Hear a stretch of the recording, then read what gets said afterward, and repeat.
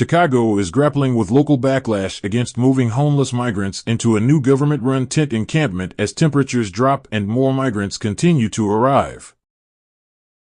Hundreds of migrants are still sleeping on floors or in tents outside city police stations. Some who remained this week huddled near tents wearing parkas, knit hats, and even ski goggles to cope with the cold weather and falling snow. At the same time, dozens of protesters have been gathering daily near a construction site where one of two new shelters is being built in Chicago's Brighton Park neighborhood. The shelters, funded by the state of Illinois and expected to open as soon as mid-December, will house up to 2,200 asylum seekers and cost $65 million to build. Community members in Brighton Park are suing the city to try to stop construction, saying it violates Chicago zoning laws. "These people are just getting off the bus and everything's given to them," said one of the demonstrators, longtime resident Ricardo Palacios. "As a taxpayer, I don't think that's right."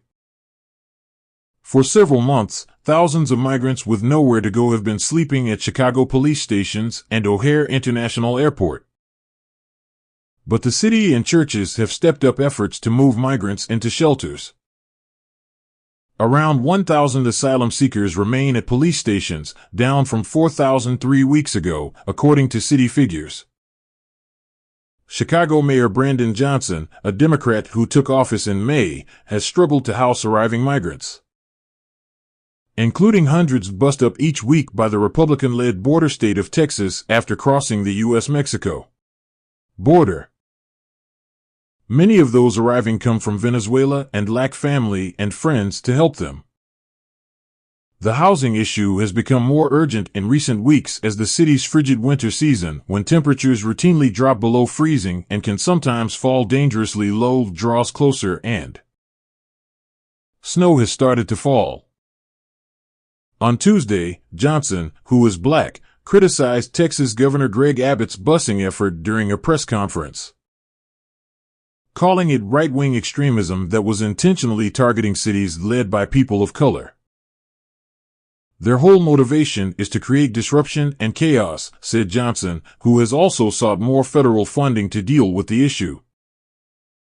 Since April 2022, Texas has bused more than 66,000 migrants to 6 Democratic-run cities, 4 of which have black mayors: Chicago, New York, Los Angeles, and Washington. Abbott spokesperson Renee Ease called Johnson's remarks falsehoods and outright lies and questioned his commitment to receiving migrants. Texas has bused more than 66,000 migrants to 6 Democratic-run cities, 4 of which have black mayors: Chicago, New York, Los Angeles, and Washington. Abbott spokesperson Renee Ease called Johnson's remarks falsehoods and outright lies and questioned his commitment to receiving migrants.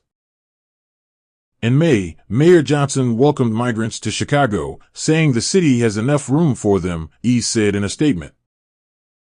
"With millions of residents, Chicago is only dealing with a fraction of what our small border communities deal with on a day-to-day basis.